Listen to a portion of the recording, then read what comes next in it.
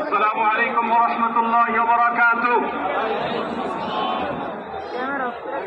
সম্মানিত উপস্থিতি,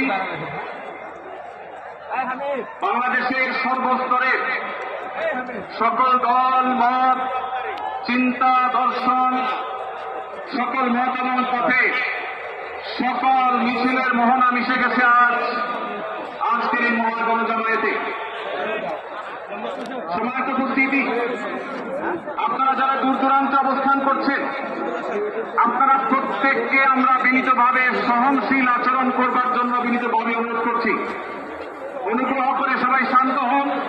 খুব সামান্য সময়ের মধ্যে পুরো অনুষ্ঠান পরিসমাপ্তির দিকে আমরা যাব ইনশাআল্লাহ। আমরা